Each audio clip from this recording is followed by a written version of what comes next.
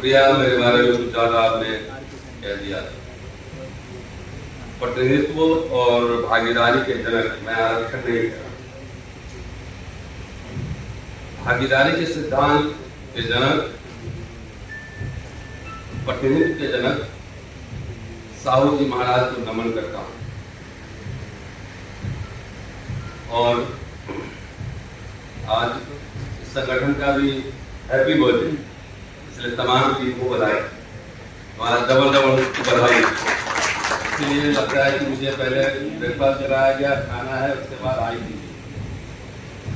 हमारे मुख्य अतिथि उदय कुमार साहब, अनुराग जी, चौहान साहब और सभा में जितने साथी बैठे हैं, आखिर हम जयंती क्यों मनाते हैं और किसी महापुरुष को क्यों याद करते हैं? इसलिए कि उनके कार्यों को समझे, जीवन को समझे, और ये सिर्फ औपचारिकता न रहे, रिचुअल न रहे, उस दर्शन को इम्प्लीमेंट किया जाए। मैं आज साहू जी के बारे में अम्बेडकर साहब के हवाले से आपको कुछ बताने जा रहा हूं कि मनगांव की सभा का नाम आपने सुना होगा। पहली बार अस्पृश्यों की एक बड़ी बैठक थी मनगांव में 20-21 मार्च 1920, और भारत के इतिहास में बहिष्कृत समाज की पहली अखिल भारतीय बैठक थी, जिसमें विभिन्न कोनों से लोग आए थे। और इस बैठक की अध्यक्षता छत्रपति साहू जी महाराज कर रहे थे। 2 दिन का प्रोग्राम था। पहले दिन अम्बेडकर का भाषण है, दूसरे दिन छत्रपति साहू जी महाराज कार्यक्रम में आते हैं और जो कह रहे हैं एक पैराग्राफ है, आप उसको सुनिए। उस कार्यक्रम में 15 प्रस्ताव पारित किए गए। प्रस्ताव नहीं पढ़ूंगा, रेफरेंस दे दूंगा, जाके किताब में आप पढ़ लीजिए। उन्होंने कहा कि आज मेरे प्रिय मित्र अंबेडकर ने इस सभा का अध्यक्ष पद स्वीकार किया है।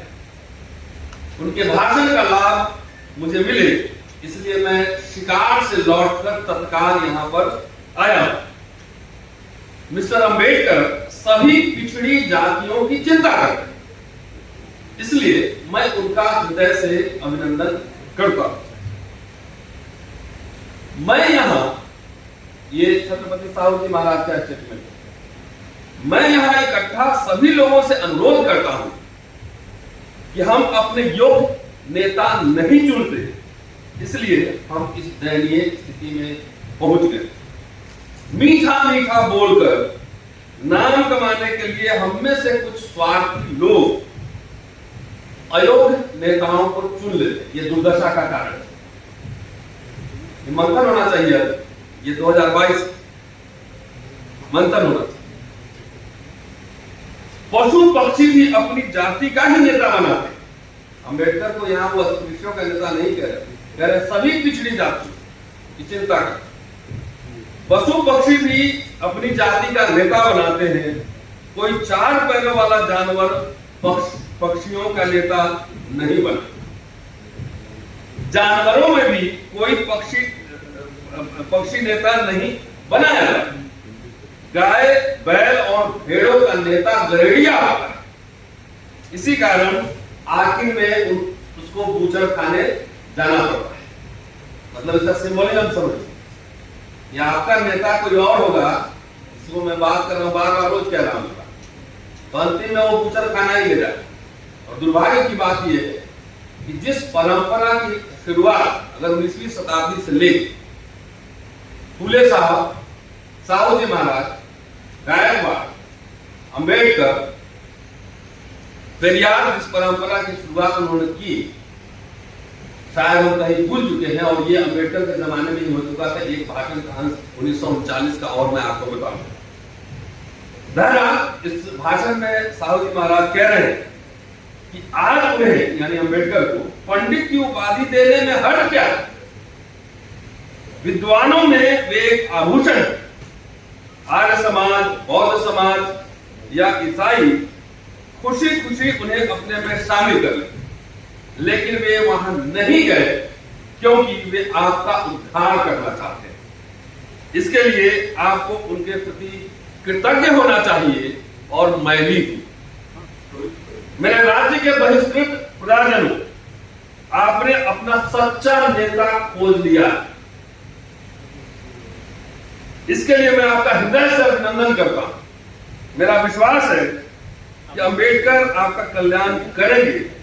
इतना ही नहीं, एक समय ऐसा आएगा कि वे सारे हिंदुस्तान के नेता बनेंगे, ऐसी मेरी मनोदेवता मुझसे कहती है। साहूजी महाराज का 1920 का 1920 से लेकर अब तक 102 वर्ष हमारे राजनीतिक सांस्कृतिक शत्रु ये फैलाने में सफल हो गए कि अंबेडकर तो सिर्फ दलितों के नेता हैं, अछूतों के नेता हैं, आपके लिए क्या किया, आपके लिए क्या किया।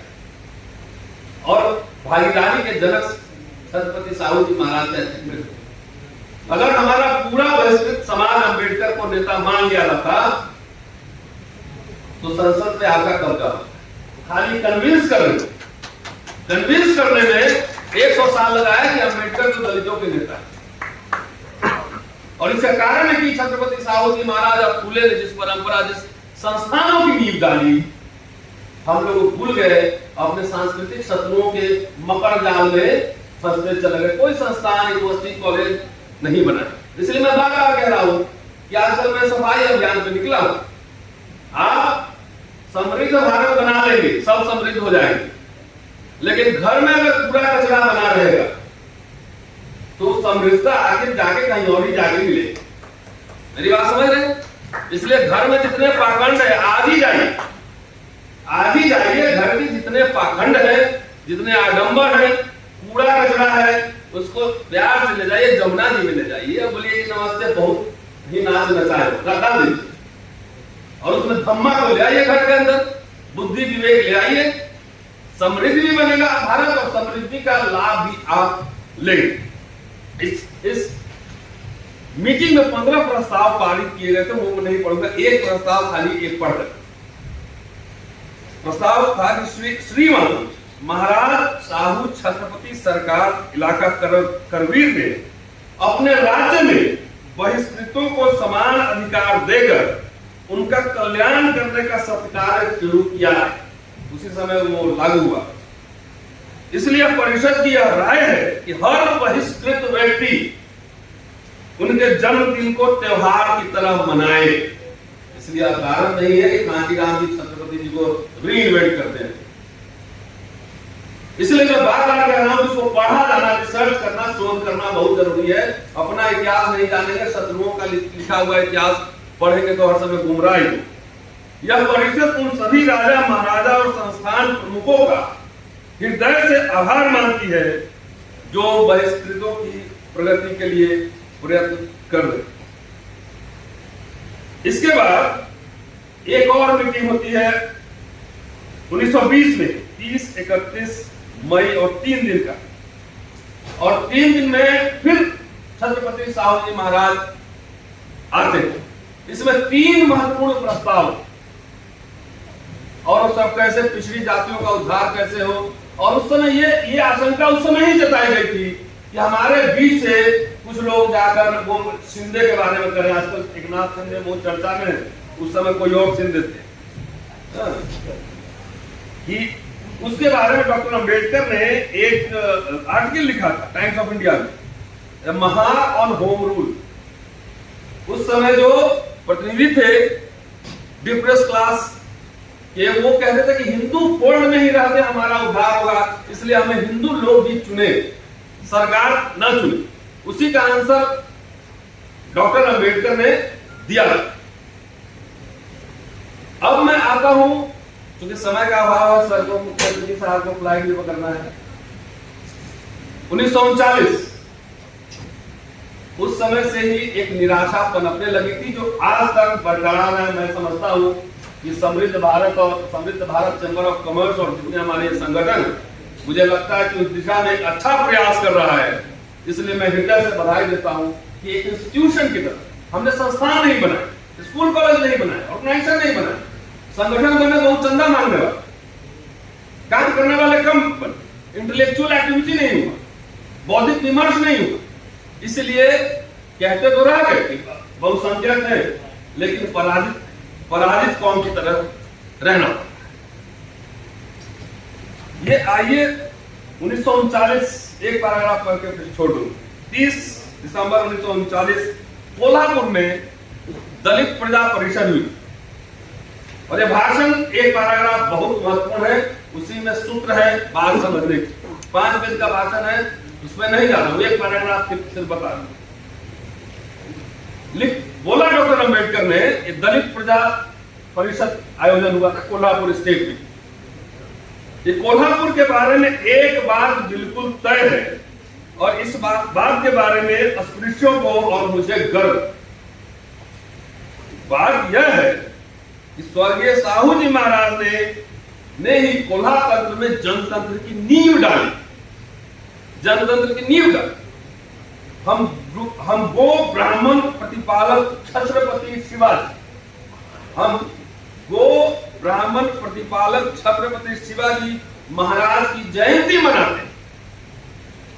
छत्रपति शिवाजी ब्राह्मण्य को नष्ट नहीं कर पाए। अपने राज्याभिषेक के लिए सोना देकर काशी से उन्होंने गंगावर को बुलाया। कहना पड़ेगा कि ब्राह्मण्य को नेस्तनाबूद करने में स्वर्गीय साहू जी महाराज शिवाजी से बढ़कर थे, शिवाजी से बढ़कर। साहू महाराज को वेदों का अधिकार नहीं है, यह कहने वाले ब्राह्मणों को पुणे के लोकमान्य तिलक और पुणे की भट्टशाही का समर्थन प्राप्त है। यह जानते हुए भी साहू जी ने, छत्रपति साहू जी ने उन्हें ठोकर मार दी। इस बात को भुलाया नहीं जा सकता। स्वर्गीय साहू छत्रपति महाराज में कुछ बुरे गुण भी हो, मुझे बताइए कि कौन सा राजा निर्दोष है? केवल दोषों को देखने का कोई मतलब नहीं। ब्राह्मण्य खत्म होने तक समाज की उन्नति संभव नहीं है। बार बार ये बात फोकस हमारे सारे महापुरुषों ने ये बात हाईलाइट की और हम लोग उसमें जकड़ते जा रहे हैं। जब तक अवेकनिंग नहीं होगा, कल्चरल इंटेलेक्चुअल अवेकनिंग नहीं होगा, हमारी समृद्धि में बहुत सारे लोग अरबपति हैं, लेकिन जाके देखिए घर में क्या क्या सजाया हुआ है, किसको पैसा चंदा दे रहे हैं, पता लग जाएगा। ब्राह्मण्य नष्ट करने की उन्होंने जोरदार कोशिश की, इसी में उनका बड़प्पन है। स्वर्गीय साहू छत्रपति ने समाज में व्याप्त विषमता को नष्ट करने की कोशिश की और ब्राह्मण्य का किला ढा दिया। आज हम लोग समाज से एक सवाल, ये किला हम लोग ढा रहे हैं, किला में ईंट और सीमेंट लगा रहे हैं, किला में ईंट सीमेंट लगा रहे हैं, ढा रहे। छत्रपति साहू जी ने, ये डॉक्टर अंबेडकर कहते हैं कि ब्राह्मण्य का किला ढा दिया, यह कोई छोटी बात नहीं। मेरे सार्वजनिक जीवन की शुरुआत स्वर्गीय छत्रपति साहू जी महाराज की अध्यक्षता में मनगांव, इसकी चर्चा मैंने पहले की, मनगांव में की परिषद में उनके आदर्श के पालने से हुई। यह मुझे यहां बताना ही पड़ेगा। उन्हें और मुझे जो प्रिय है, अर्थात समानता का विचार के प्रचार के लिए उन्होंने मुझे 2500 रुपए देकर हमेशा के लिए अपना ऋणी बनाया। मूक नायक चलाने के लिए 2500 रुपया दिए उस जमाने, उसका ऋणी बनाया। और ये 1940 में थे और उस समय ये पूरा आंकड़ा देते हैं कि कैसे जो आइडिया छत्रपति साहू जी महाराज का है वो डिटोरिएट हुआ और इसमें कितने पैसे किसके हॉस्टल में मिलते हैं सारा आंकड़ा दिया हुआ है। इसमें आर्य समाज छात्रावास को 5000 रुपए, वैदिक छात्रावास को 36,000, मराठा को 11,314, मुस्लिम छात्रावास को 9,460 और जो अस्पृश्यों का छात्रावास है उसको 2 छात्रावासों को 1,325 रुपए मात्र। और आंकड़ा देते हैं कि जनसंख्या का कि 9,97,000 है, इसमें 8,66,000 हिंदू हैं, 1,10,000 अस्पृश्य हैं, 41,866 मुसलमान हैं और मोटे तौर पर देखा जाए तो 11% अस्पृश्य है और उसमें से सिर्फ 481 ही नौकरी में, मतलब दरबार की नौकरी में, और उसमें से ज्यादातर झाड़ू वाले, घोड़े वाले, नाल ठोकने वाले आदि हीन तबके की नौकरियां में ही है। यह बात अलग से बताने की जरूरत नहीं। कहते हैं कि इसका कारण क्या है, हम एक लाइन में इसको शॉर्ट कर रहे हैं। कहते हैं आखिर में मैं महाराज को दो बातें बताना चाहता हूं। देखिए, महाराज शासन नहीं चला, सचान साहब है, पता है, रेल मंत्री साहब कुछ नहीं देखता, ब्यूरोक्रेसी देखता है। ब्यूरोक्रेसी उसमें नुकता जोड़ तोड़ करता है, हेराफेरी भी करता है, मंत्री को कन्विंस भी कर देता है। कहते हैं कि दो बातें बताना चाहता हूं, या तो वे खुद राज्य की बागडोर संभाले या प्रजा को सारे अधिकार देकर जनतंत्र स्थापित करें। प्रजा को नौकरशाही के हवाले बिल्कुल ना करें। नौकरशाही में सज्जान साहब क्या परसेंटेज है हमारा, उस समय क्या रहा, कौन लोग रहे होंगे नौकर था, दीवान और मुनीम कौन लोग रहे होंगे। तो अंबेडकर इशारा कर रहे हैं कि नौकरशाही की वजह से यह हाल है कि नौकरशाही पे बिल्कुल भरोसा न करें, या तो सत्ता खुद संभालें या अधिकार जनता को देके आप जनतंत्र स्थापित करें। लंबो लुआब यह है कहना कि जो परंपरा फूले और साहू जी महाराज तमाम, देखिए अंबेडकर साहब या कांशीराम जी को देखिए, अंबेडकर साहब के गुरु कौन है, फुले साहब हैं, उनको स्पॉन्सर कौन कर रहा है, बड़ौदा महाराज है, यहाँ आने पर सपोर्ट कौन कर रहा है, साहू जी महाराज है। सबको अंबेडकर बहुत उच्चता से मतलब याद करते हैं अपने पूरे भाषण में। मैं YouTube चैनल चला रहा हूं अम्बेडकर नामा, उसमें बहुत सारे मैंने बनाए हैं एपिसोड इस पे। और ये 100 साल का अंतराल देखिए कि हम कोई कल्चरल रेजिस्टेंस नहीं दे पाए सेंट्रल इंडिया के इधर, उसी सांस्कृतिक ताने बाने और जाल में फंसे हुए हैं, उसमें फंसे में रहेंगे तो ऐसा है अरबपति भी हो जाएंगे तो पत्थर को दूध ही पिलाएंगे। दूसरा अरबपति होने का कोई फायदा नहीं है। इशारों में बात कर रहा हूं, समझ लेना है। मैं रेफरेंस के साथ बोलता हूं, किसी की भावना अगर राहत हो जाए उसकी जिम्मेदारी मेरी नहीं। भारत सरकार ने किताब छापा है, मैंने नहीं छापा है। और बहरहाल आप लोग जो प्रयास दिशा में कर रहे हैं, मुझे लगता है मैं विजुअलाइज कर रहा हूं। अंबेडकर के हॉस्टल खोले थे, एक कमरे से खोले थे, बहिष्कृत थे कार्मिक सभा, एक कमरे। तो जो अभी देख रहा हूं, हम लोग तो एयर कंडीशन में बड़े हॉल में बैठे हुए। तो जो मैं विजुअलाइज कर रहा हूं, 20 साल 50 साल काम कीजिए, इसका नतीजा 50 साल, मैं तो 10-15 साल नौकरी या 15 साल तो इसी में सफाई अभियान की हूँ, सिर्फ यही काम करना है। हमें हमारे लोगों में बहुत राजनीतिक महत्वाकांक्षा होती है, मेरी कोई राजनीतिक महत्वाकांक्षा नहीं है, जो होगा देखा जाएगा। लेकिन सबसे पहले जरूरी है सांस्कृतिक सफाई अभियान करना। शुक्रिया, जय हिंद, जय साहू।